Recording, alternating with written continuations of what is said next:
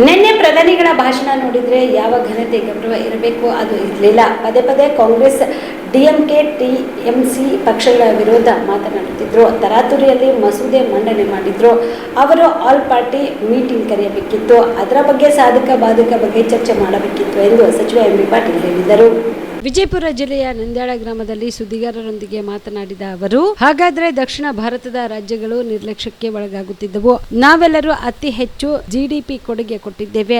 ಜನಸಂಖ್ಯೆ ನಿಯಂತ್ರಣ ನಾವು ಪಾಲಿಸಿದ್ದೇವೆ. ದಕ್ಷಿಣ ಭಾರತ ನಿರ್ಲಕ್ಷ್ಯ, ಉತ್ತರ ಭಾರತ ಅಭಿವೃದ್ಧಿ ಆಗುತ್ತಿತ್ತು. ಪ್ರಧಾನಮಂತ್ರಿಗಳು ಮಸೂದೆ ಮಂಡನೆಯಲ್ಲಿ ಎಡವಿದ್ದಾರೆ. ತಮಿಳುನಾಡು ಮತ್ತು ಬಂಗಾಳದಲ್ಲಿ ಚುನಾವಣೆ ನಡೆಯುತ್ತದೆ. ಮಹಿಳೆಯರನ್ನು ನಮ್ಮ ವಿರೋಧ ಎತ್ತಿಕಟ್ಟುವ ಹಾಗೆ ಮಾಡಿದ್ದಾರೆ. ಮೋದಿ ಅವರ ಭಾಷಣ ನಾನು ವೈಯಕ್ತಿಕವಾಗಿ ಒಪ್ಪಲ್ಲ. ಹಿಂದೆ ವಾಜಪೇಯಿ, ಇಂದಿರಾ ಗಾಂಧಿ, ನರಸಿಂಹರಾವ್, ಮನಮೋಹನ್ ಸಿಂಗ್ ಇದ್ರು. ಆದ್ರೆ ಇವರ ತರಹ ಇರಲಿಲ್ಲ. ನಿನ್ನೆ ಪಕ್ಷದಲ್ಲಿ ಸಮಾವೇಶದಲ್ಲಿ ಮಾತನಾಡಿದಂತೆ ಪ್ರಧಾನಿ ಮಾತನಾಡಿದ್ರು ಎಂದು. ಪ್ರಧಾನಮಂತ್ರಿಗಳು ನಿನ್ನೆ ಭಾಷಣ ಮೊನ್ನೆದಾಗಿ ನಾನು ಹೇಳೋದಲ್ಲ, ಮಾಧ್ಯಮದವ್ರು ನೀವೇ ಹೇಳ್ಬಿಡಿ. ಒಬ್ಬ ಪ್ರಧಾನಮಂತ್ರಿಯಾಗಿ ಅವ್ರ ಭಾಷಣ ದೇಶನ ಉದ್ದೇಶಿಸಿ ಮಾತನಾಡುವಂಥದ್ದು ಯಾವ ಒಂದು ಘನತೆ ಗೌರವ ಇರಬೇಕು, ಯಾವ ಡೆಕೋರಮ್ ಇರಬೇಕು. ಪದೇ ಪದೇ ಕಾಂಗ್ರೆಸ್ಸು, ಟಿಎಂಸಿ, ಡಿಎಂಕೆ ಇದನ್ನು ಮಾಡ್ಕೊಂಡು ಹೋಗಿ ಅದ್ರ ಮಾಡಿದ್ರು. ತರಾತುರಿಯಲ್ಲಿ ಮಾಡುವಂಥದ್ದು ಏನೋ ಅವಕಾಶ ಇತ್ತು. ಎಲ್ಲರಿಗೂ ಬಂದು ಚರ್ಚೆ ಮಾಡಬೇಕಾಗಿತ್ತು. ಆಲ್ ಪಾರ್ಟಿ ಮೀಟಿಂಗ್ ಕರಿಬೇಕಾಗಿತ್ತು. ಚರ್ಚೆ ಮಾಡಿ ಡಿಲಿಮಿಟೇಷನು, ಆತಂಕಗಳು. ಹಾಗಿದ್ರೆ ಪ್ರಧಾನಮಂತ್ರಿಗಳ ಪ್ರಕಾರ ನಾವು ದಕ್ಷಿಣ ರಾಜ್ಯಗಳು ನಿರ್ಲಕ್ಷ್ಯಕ್ಕೆ ಒಳಗಾಗ್ತಿದ್ವಿ. ಆಮೇಲೆ ಏನಾಗ್ತಿತ್ತು, ಉತ್ತರ ಭಾರತದ ಜನ ನಮ್ಮನ್ನ ಎಲ್ಲರಿಗೂ ಕೂಡ ನಮ್ಮನ್ನ ಪ್ರತಿಯೊಂದಕ್ಕೂ ಅವ್ರ ಮೆಜಾರಿಟಿಯನ್ನು ಹೊಂದಿ ಇವತ್ತು ನಾವೇನು ಫ್ಯಾಮಿಲಿ ಪ್ಲಾನಿಂಗ್ನಲ್ಲಿ ನಾವು ಇದನ್ನು ಅನುಸರಿಸಿದ್ದೀವಿ. ಇದನ್ನು ದಿವಸ ಬರೀ ಪಾಪ್ಯುಲೇಷನ್ GDP ಕೊಡುಗೆ ನಾವೇನು ಕೊಡ್ತಾ ಇದ್ದೀವಿ ಇಡೀ ದೇಶಕ್ಕೆ, ಇದೆಲ್ಲವನ್ನ ಬದಿಗೊತ್ತಿ ನೀವು ಅಲ್ಲಿ ಇದು ಮಾಡ್ಕೊಂಡು ನಾಳೆ ನೀವು ಕಾನ್ಸ್ಟಿಟ್ಯೂಷನ್ ತಿದ್ದುಪಡಿ ಮಾಡ್ತಿದ್ರಿ, ನಮ್ಮ ದಕ್ಷಿಣ ರಾಜ್ಯಗಳನ್ನ ನಿರ್ಲಕ್ಷ್ಯನೂ ಕೂಡ ಮಾಡ್ತಿದ್ರಿ. ಇದನ್ನು ಒಪ್ಕೋಬೋದಾ? ಅದಕ್ಕೆ ಪ್ರಧಾನಮಂತ್ರಿಗಳು ಎಡವಿದ್ದಾರೆ. ಮೊದಲನೇ ಆಲ್ ಪಾರ್ಟಿ ಮೀಟಿಂಗ್ ಕರಿಬೇಕಾಗಿತ್ತು. ಸಹಮತವನ್ನು ಕಾನ್ಸೆನ್ಸಸ್ ಬಿಲ್ಡ್ ಮಾಡಬೇಕಾಗಿತ್ತು. ಪರಸ್ಪರ ಕೇಳಿಕೊಂಡು ತಿಳ್ಕೊಂಡು ಎಲ್ಲರ ಒಂದು ಸಾಧಕ ಬಾಧಕಗಳನ್ನು ಚರ್ಚೆ ಮಾಡಿ ಒಂದು ಮಾಡಬೇಕಾಗಿತ್ತು. ತರಾತುರಿ 3 ದಿವಸ.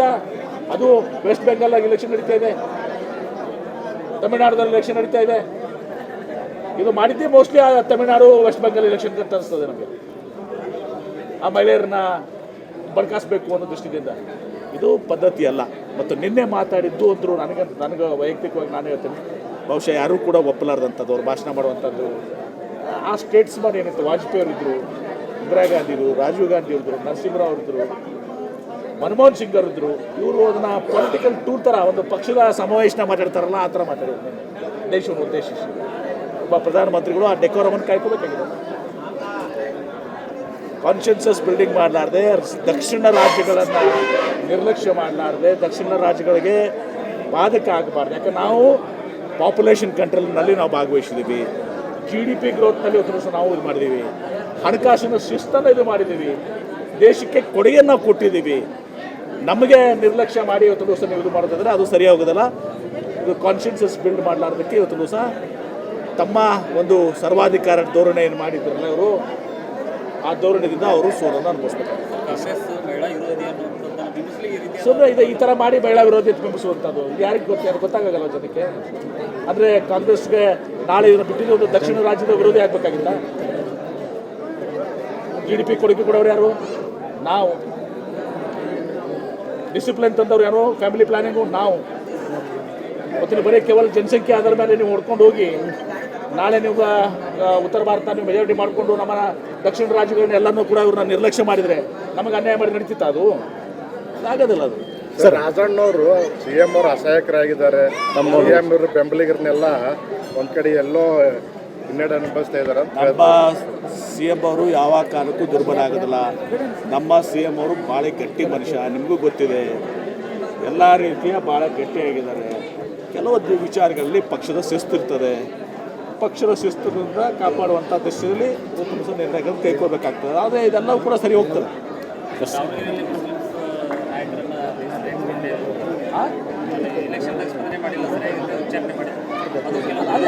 Star care multi speciality trauma emergency 24x7 ತುರ್ತು ಚಿಕಿತ್ಸಾ ಸೌಲಭ್ಯವುಳ್ಳ ಆಸ್ಪತ್ರೆ. ಕಲಬುರಗಿ ಜಿಲ್ಲೆಯ ಖ್ಯಾತ ಅನುಭವಿ ವೈದ್ಯ ಡಾಕ್ಟರ್ ಪ್ರಶಾಂತ್ ಮಾಲಿ ಅವರ ನೇತೃತ್ವದಲ್ಲಿ ಅನುಭವಿ ವೈದ್ಯರ ತಂಡದೊಂದಿಗೆ orthopaedic, neuro surgery, general surgery, general medicine, urology, gastro surgery, paediatric, obstetric, gynaecology, cardiology, neurology ಸೇರಿದಂತೆ OPD, IPD, ICU, NICU, ultrasound, 2D echo, laboratory, major OT ಸೌಲಭ್ಯಗಳೊಂದಿಗೆ ಎಲ್ಲ ರೋಗಕ್ಕೂ ಒಂದೇ ಸೂರಿನಡಿ ರಿಯಾಯಿತಿ ದರದಲ್ಲಿ ಸ್ಟಾರ್ ಕೇರ್ ಆಸ್ಪತ್ರೆಯಲ್ಲಿ ದಿನದ 24 ಗಂಟೆ ಎಮರ್ಜೆನ್ಸಿ ಚಿಕಿತ್ಸೆ ನೀಡಲಾಗುವುದು.